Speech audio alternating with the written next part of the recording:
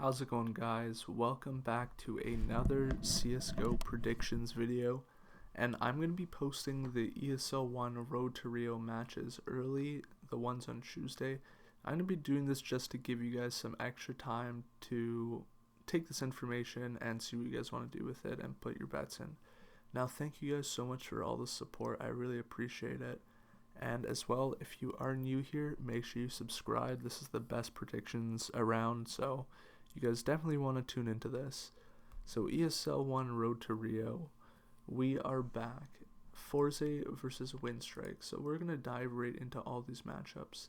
So Forze versus WinStrike, I really like this matchup to go over 2.5 maps.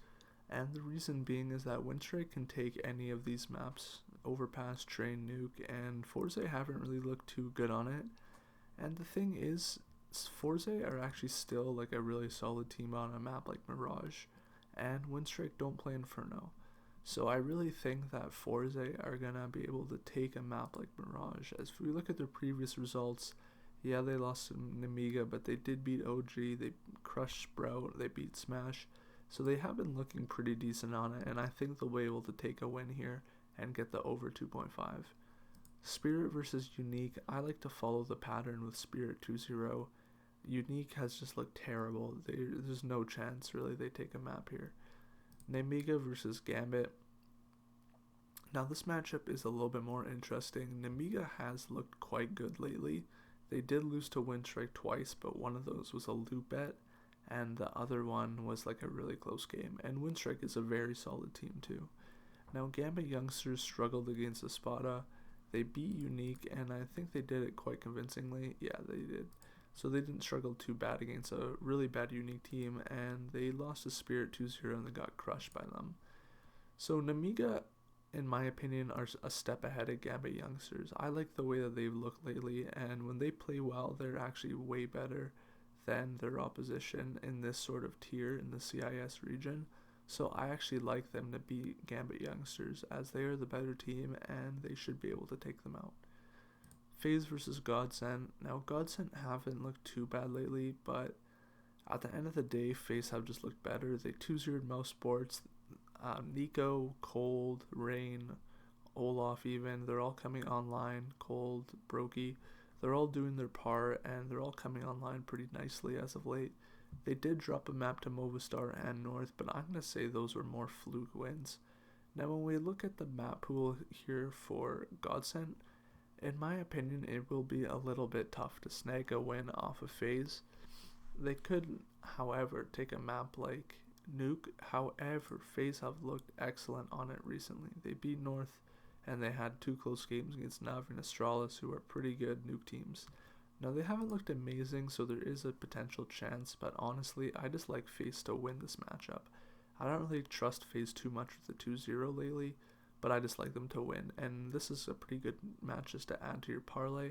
If you did want to risk it though, I would probably go with the 2-0, just because Godsent, if you look at their previous sort of record, they lost to Dignitas, they lost to Apex, they lost to ENCE, they barely beat Contact.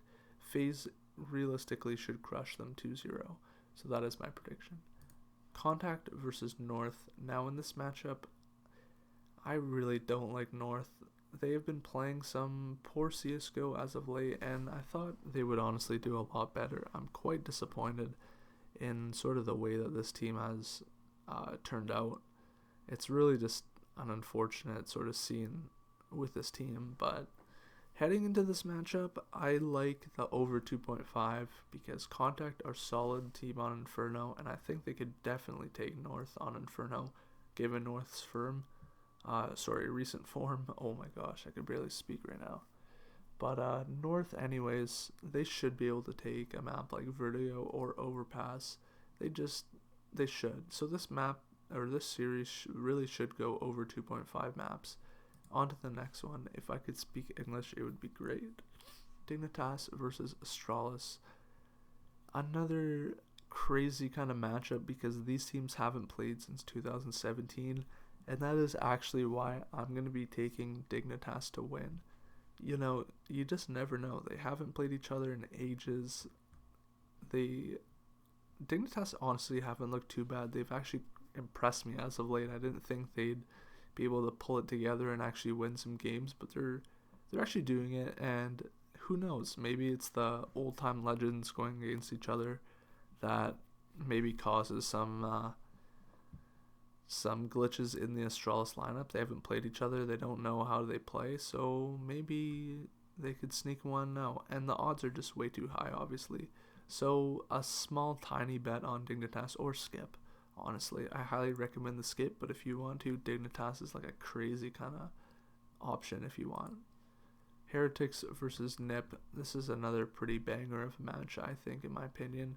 And I actually like this one to go over 2.5 maps. I think that's the safest bet here. Heretics could easily take a map like Nuke, and Nip will have no trouble finding an Inferno. And they most likely won't get a train, but they do have a pretty solid Vertigo as well.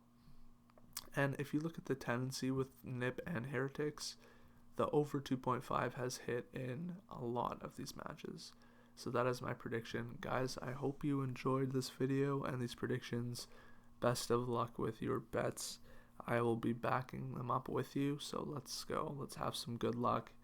And yeah, I wish you guys the best. Subscribe, leave a like, and if you want to join the Discord, it is in the description.